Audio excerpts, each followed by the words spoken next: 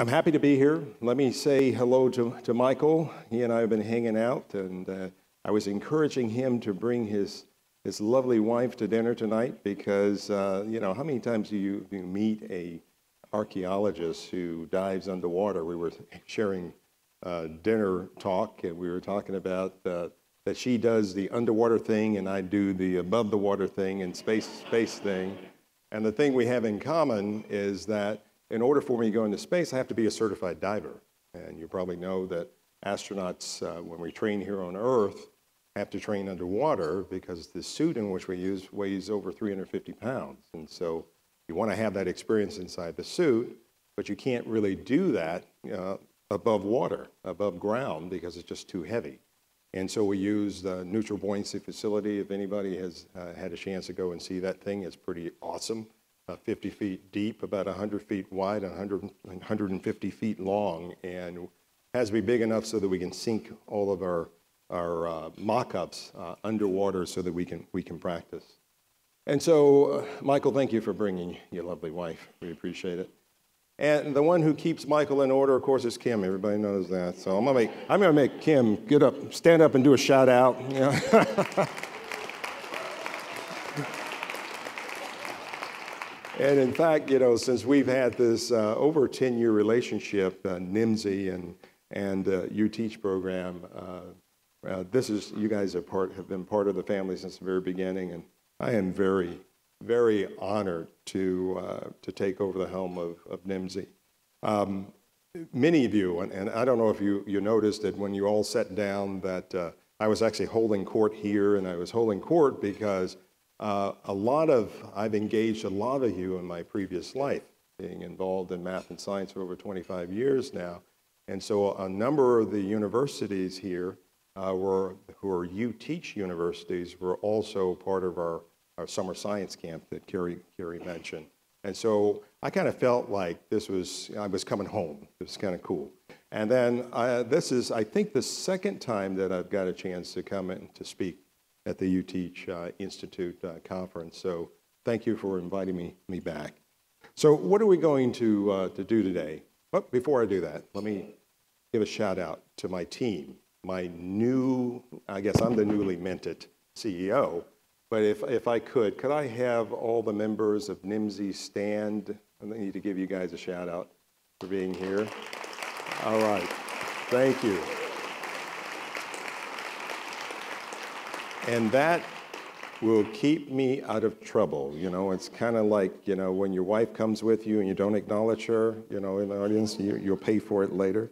But more importantly, I know that you were entertained this morning where Rhonda and Melissa got a chance to talk to you about building better partnerships in your local school districts and also communities, which is an important thing if we're going to take what you have done in the over 20 years here at UTeach and expand that. And that's our mutual goal, is to do that. And I'm glad to be part of this next stage, which we call NIMSY Next. So what are we going to talk about? Well, of course, you wouldn't have invited me here as an astronaut if I didn't bring some of my home movies, because I want to answer that question that I always get from people. And that is, Dr. Harris, you've been in space. What was it like to travel in space? Well, I'm going to share that with you this evening.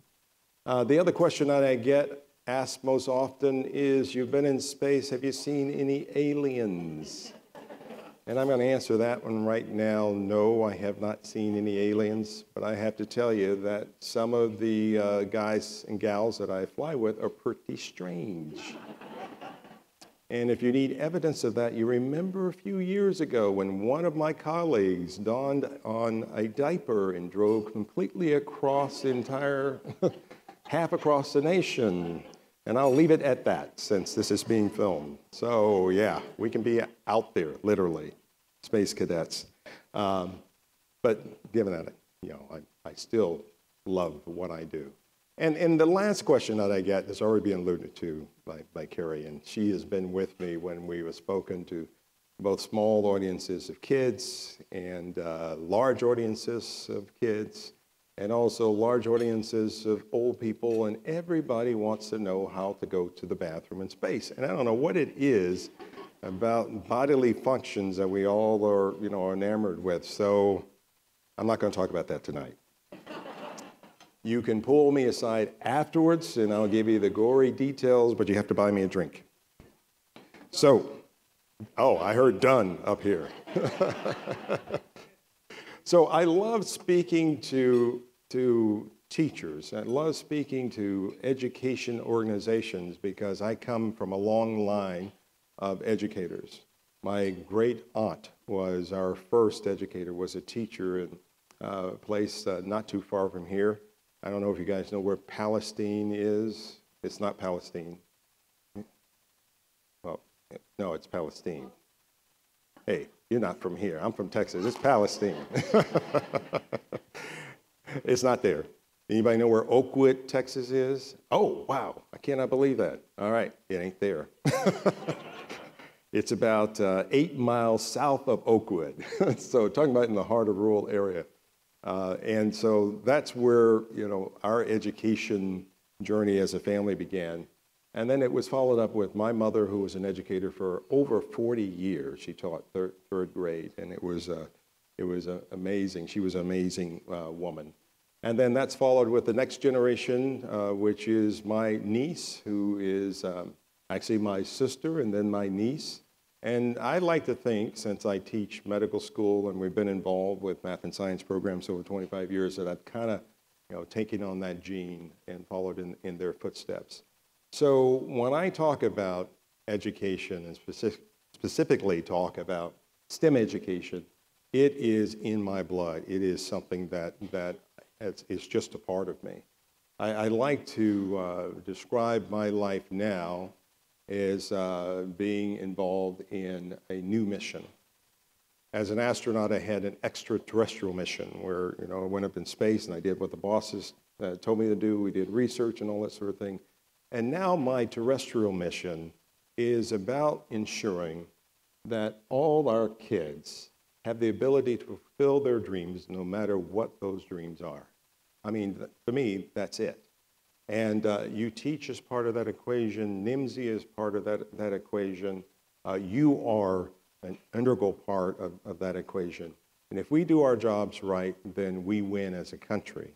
Our kids win. So for me, this is what this is all about. But to talk about, why did I become an astronaut, I have to start with this slide here.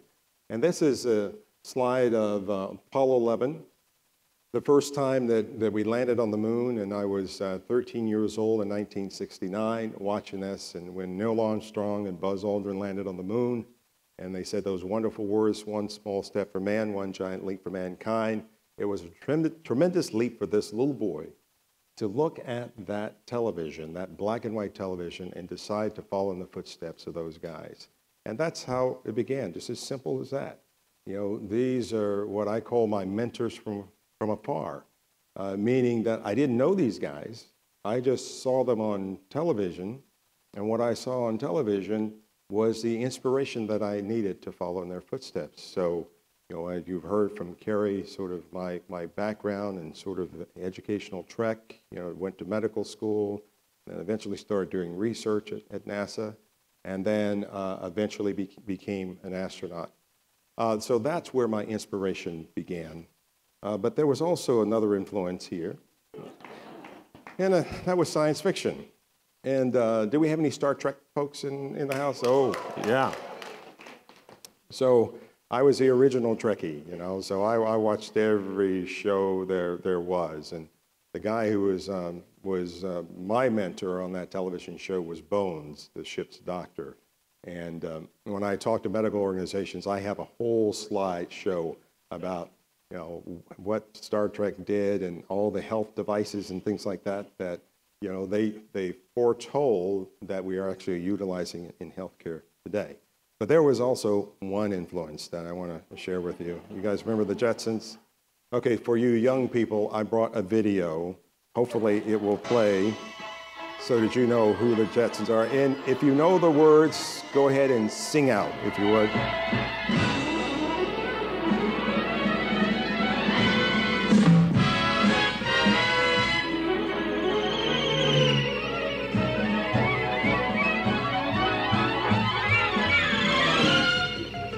Meet George Flying cars. Oh, I hear some people singing. His boy Elroy. Oh, look at that. I might have to back that up and try that again. Anyway. But the real guys, of course, were these guys, these 7 guys. And when NASA sent out the call to find the creme de la creme, the right stuff, they found 7 white guys. I always like to make that in, right? But remember, this was in the 50s, right? And there were a lot of issues going on around race relationships and all that. And, you know, I sometimes describe, you know, when I was looking at those pictures of us, you know, accomplishing some of the greatest feats that have ever been accomplished by humankind on one channel, landing on the moon, and on the other channel, seeing how we were treated, African Americans were treated during that period of time, during the civil rights movement.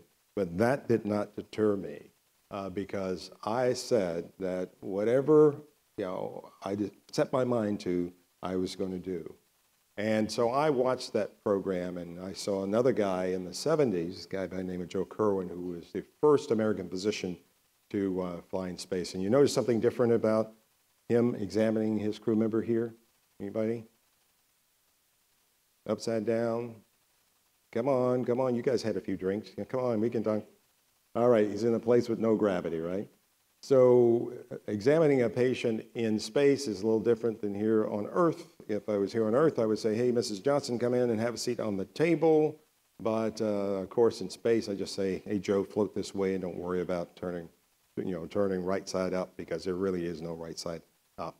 And this was probably my first experience of realizing that this environment was entirely different than the environment here on Earth, and started me down that trek of finishing medical school and eventually doing research at NASA and then applying for the astronaut corps.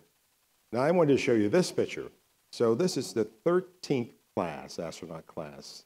And you notice the difference, dramatic difference, great diversity. We have the first female pilot. I'll talk a little bit more about the first female commander. We have the first Hispanic female, first African American, to walk in space, of course. And then who else is on there? And then we have the first British citizen. I mean, there are just a lot of firsts here. First female Army pilot was also, who happened to be, who was in my class. So things change, and the whole definition of the right stuff has changed.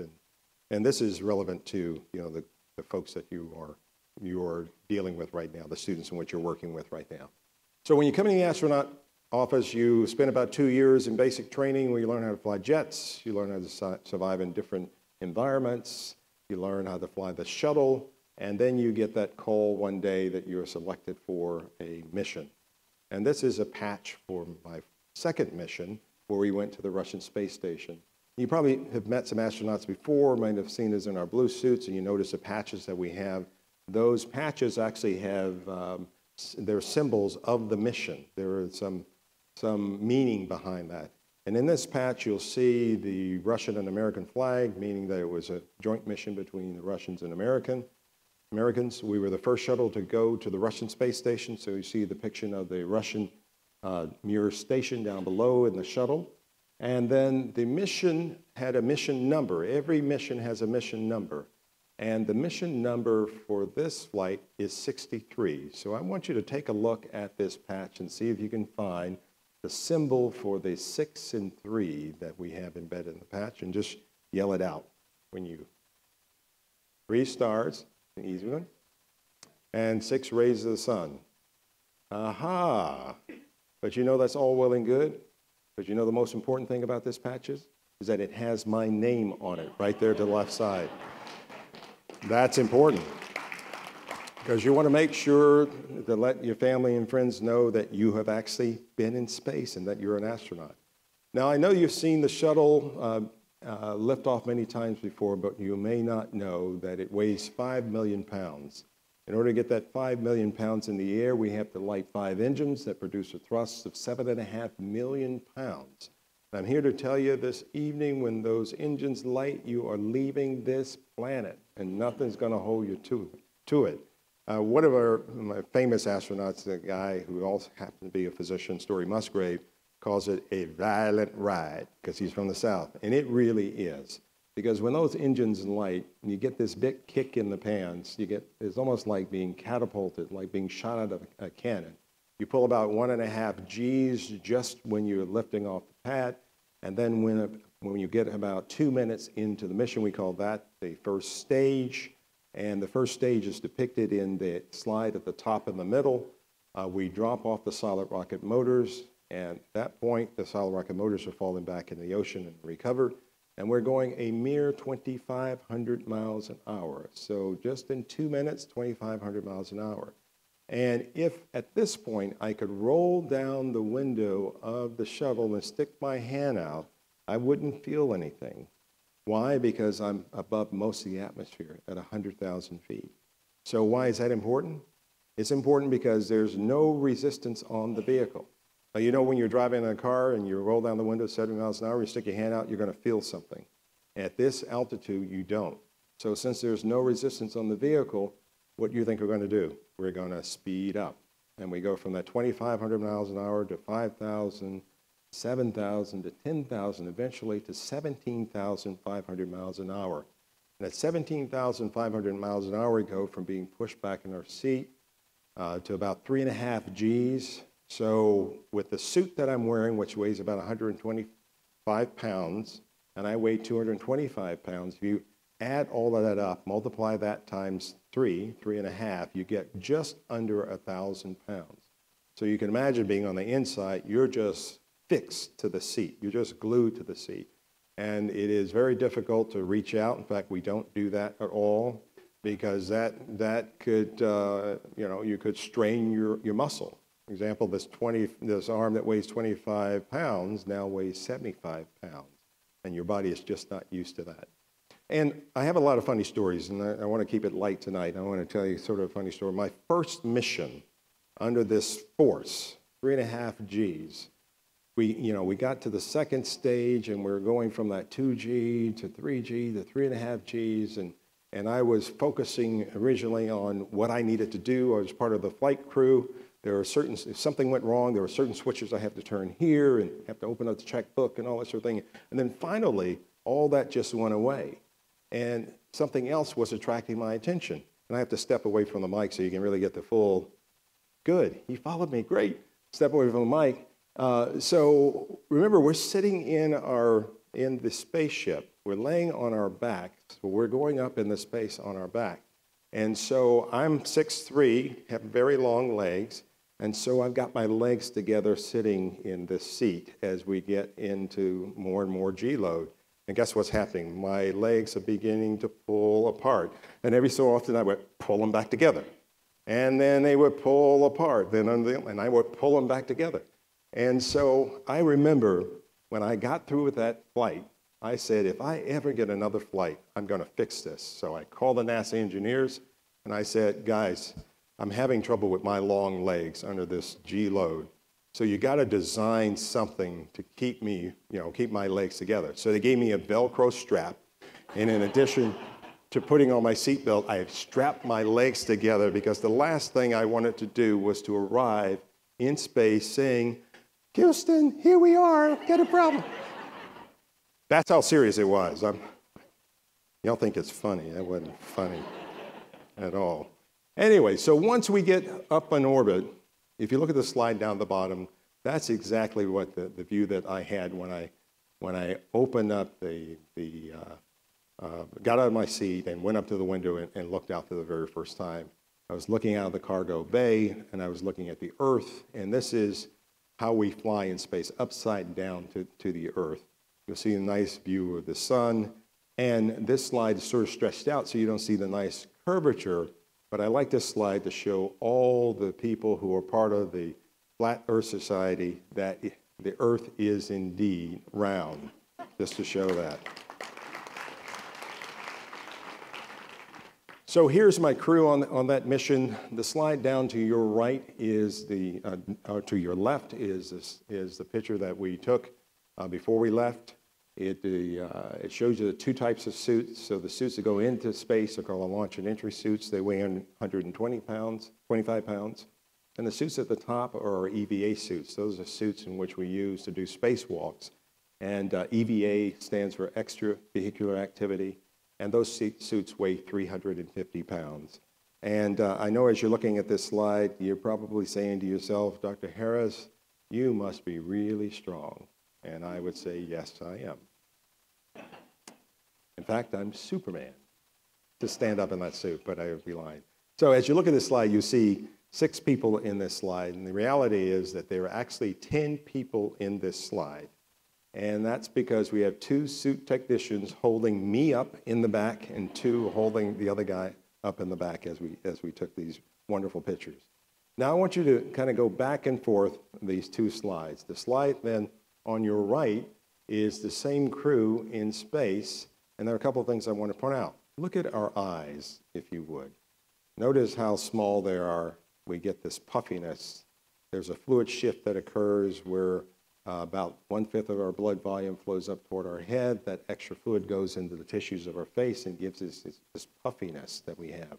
And if you ask the astronauts how they feel for the first couple of days up there, they'll tell you that we kind of feel like we're in a fog, not thinking very clearly. We'll have what feels like a nasal congestion or a cold. You probably heard that astronauts grow 1 inch in space, and actually we grow 1 to 2 inches in space. And why? Because that extra fluid that flows up toward your body gets into the vertebral bodies, the discs in between the vertebral bodies, and they swell up, and they actually stretch the spine. And added to that is the unloading of the spine because you no longer have gravity pulling on your body. And the result is you grow 1 to 2 inches. So if you're vertically challenged, be an astronaut. Unfortunately, when you come back down, it goes back down to normal. The other thing I'll show is take a look at Eileen Collins. So start again on your left when we're on Earth, and you'll see Eileen is right below me. That was the young lady that I introduced as being the first female pilot and commander of a space shuttle mission. I'm really proud of her. Look at her hair. Now switch over to the right and see what happens. She ends up with this instant afro.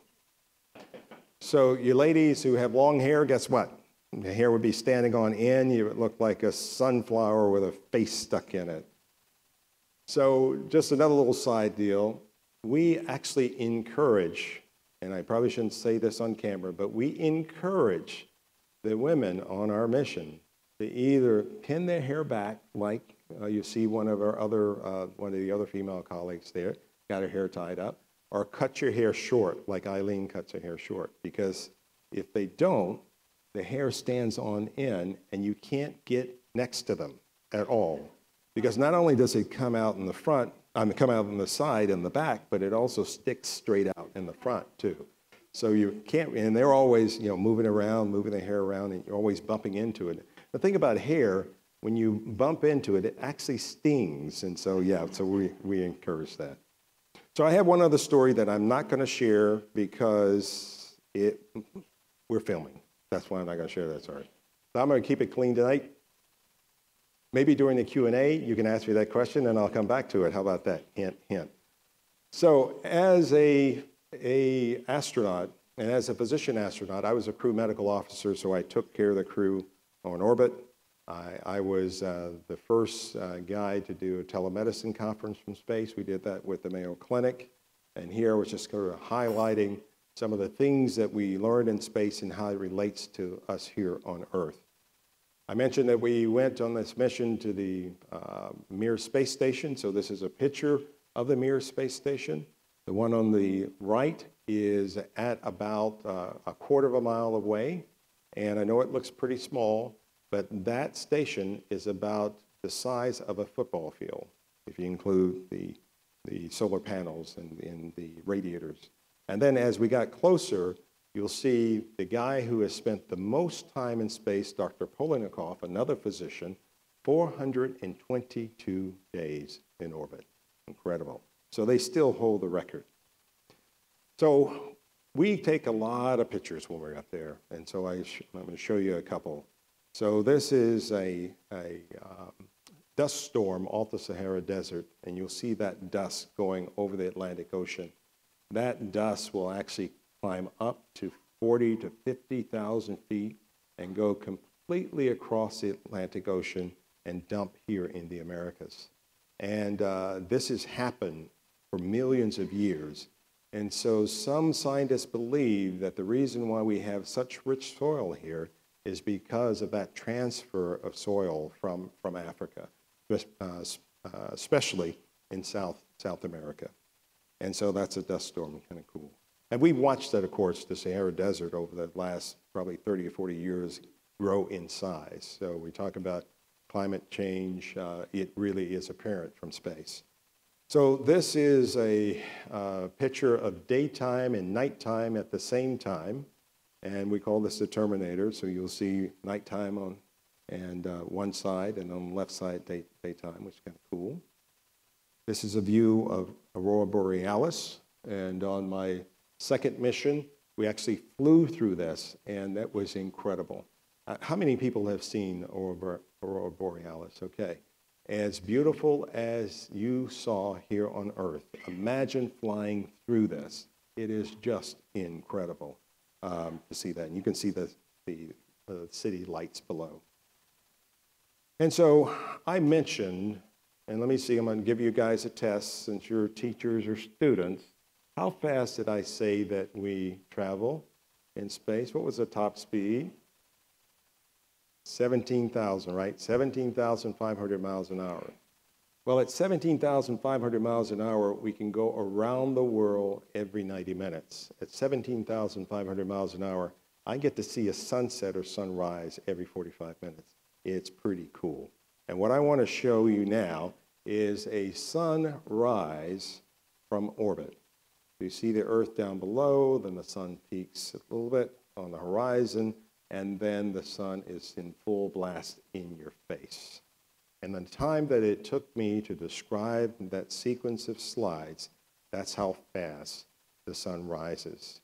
And the temperature will go from a minus 165 degrees to 200 degrees in that same period of time.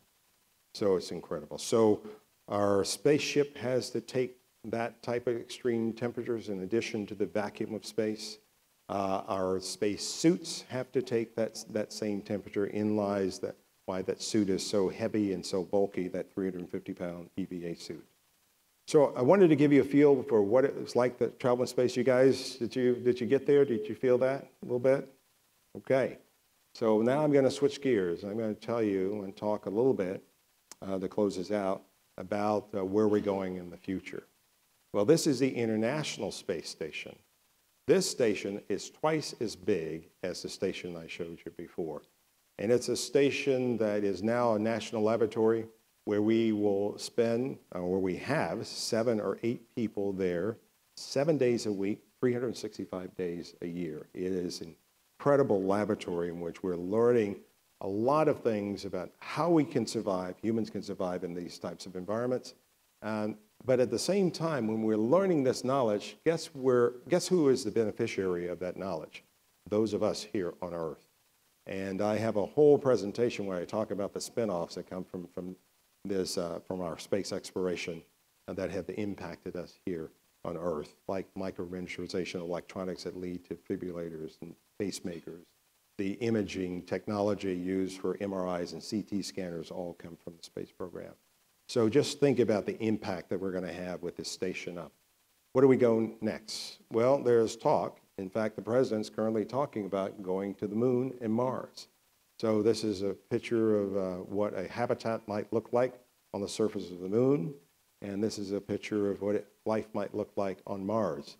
By the way, Mars is about 1/3 the size of the Earth, which means the gravity is about 1/3 the size. So you can actually jump 3 times higher on Mars. The atmosphere is less than 1% of the atmosphere on Earth, so we need to have a pressure suit continuously. And we were talking during the reception with some folks. How many of you guys saw The Martian, the movie The Martian? Wasn't that cool? That was really neat. That was really neat. And a lot of that stuff was based on scientific fact, which is cool. Well, we are going to be there. NASA has announced that in 2030, there will be a mission, a human mission to Mars. And so we'll get to see that in our lifetime. So what else is going to be happening? Well, it's happening right now. People know about SpaceX. You know that Elon Musk and Jeff Bezos have entered the fray. Now we no longer just have the shuttle and governments that are now going to low Earth orbit and possibly beyond, but we have private industry that's going to be involved in developing space exploration. And I don't know if you saw about a month or so ago, SpaceX did that simultaneous landing after he sent the Tesla into space, which brought a lot of, again, notoriety to what we do up there in space. So this is just the beginning of how technology is going to affect us. If you talk about how technology is going to affect us here on Earth, I just came from a conference where we were talking about STEM education. It was a financial conference, and we were talking about STEM education. Why? Because a lot of the things that we're now doing in the asset management, in the financial industry, are driven by mathematics. Has anybody heard of Bitcoin? Has anybody heard of blockchain now? That's sort of the famous thing. All that is based on what we're trying to teach our kids now. And we never would have come up with those phrases, even thought those phrases would have existed just probably 2 or 3 years ago versus now. So the world is changing in a big way, and our kids have to be prepared for that. So here's my question for you. Do you think that our youth are prepared for the jobs? I was saying the future, but I'm talking about, do you think our youth are prepared for the jobs of now? Let me see by a show of hands how many people think that. All right, how many people think that they are not? Okay, that's why we're here, right? To address those issues. So just a few facts and about our graduation rates. I'm not going to spend a lot of time on it, except for I will highlight the chart on the right side about when our kids don't graduate from high school, they're 2 times as likely to be unemployed, 3 times as likely to live in poverty, 8 times as likely to go to prison. And think about who's in prison.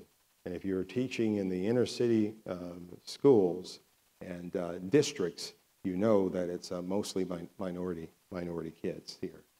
Where are they going to get the jobs? What jobs are they going to have to be prepared for? Those are jobs in STEM. I know I'm preaching to the choir here, but I'm just highlighting for you the urgency of what you do every day. What about the kids that leave high school, are able to graduate from high school? Are they prepared for college? And guess what? The overall answer is no, they're not. And I would be remiss, my daughter would be really upset at me to say that I had a daughter that went to private school, then went to college, and she was not prepared, even though she had some of the top education that Houston could offer. And why is that? Is because we've got a problem in our secondary education system that we need to fix. I remember when I graduated, and like a number of you, when you graduated, the graduation rate was based on 4-year graduation rate. And now universities, I'm speaking to the universities now the universities, guess what the standard is? 6 years graduation rate. So what happened? Why are we doing this? Now, we're not doing our kids we're doing our kids injustice by changing the standards. We need to be raising those standards and raising those expectations if we're going to be competitive in this world. And speaking of competitiveness, this slide just underscores that in this day and age, technology is driving everything that we do. The work in which you're doing is going to lead to good-paying jobs. Those good-paying jobs are going to add to our workforce, which is going to make us more competitive, not only here in the United States, but around the world. And we are dealing in a global economy. We cannot just be insular and say that we just need to train our kids to be focused here in the United States. We are doing them an injustice. But there is hope, and of course that hope is you, the educators out there. We're here to celebrate being here at the UTeach Institute in this conference. We've come together this convening in which Michael and Kim have put together is to highlight the impact that we are having, that we're already having. 44 UTeach sites, over 4,500 educators who are now have gone through the program. And you can look at the stats, and you know them as well as I do, the impact that those teachers, those now newly blessed educators are having in our communities, particularly in our minority communities. And so I think this work deserves a hand. So give yourselves a hand.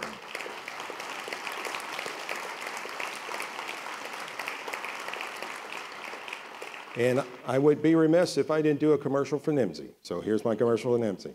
So these are the areas of focus that we focus on, getting kids ready for college with pre and pre-AP and AP. We call it our college readiness program. We have programs in which we work with military students across the country and soon to be across the world. And laying the foundation, which some of you are probably familiar with, is our secondary professional development that we do in school districts across the country. And our Teacher's Pathway, of course, the linchpin there is the UTeach program. And those are numbers. And the one thing I would highlight that in the 10 years that we've been in existence, over 1.5 students have been impacted by our programs. And and we support a lot of teachers in many different venues, including this one.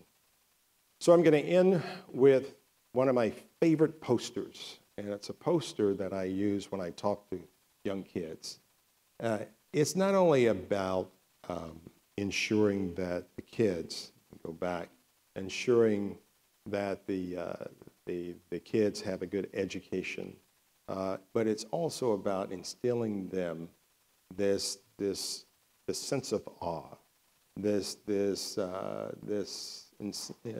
instilling them this idea of their identity and who they are, and it's embodied by this quote that is on this poster, and it says, "I'm an infinite being with infinite possibilities," and this is about dreaming. And so when I talk to kids, I do my little slideshow and all that sort of thing. At the very end, I tell them that they are an infinite being with infinite possibilities. And they look at me like, "Are you crazy? You know, are you this philosopher now?" and all that sort of thing. And then I go on and I describe to them why I think that they're an infinite being with infinite possibilities. And I said, there are 3 things that make you an infinite being with infinite possibilities.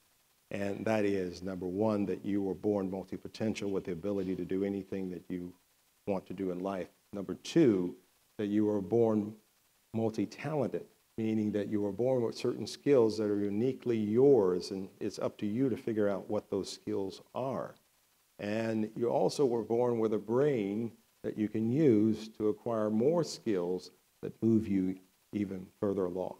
But more importantly, and especially in the communities that we serve, is the last definition of infinite being and infinite possibility, and that is that they were born for a reason. A lot of our young people have come up in underserved areas, whether they're rural or inner city or in between, and the idea of them having a future has been beat out of them, and they don't realize that they don't realize who they are.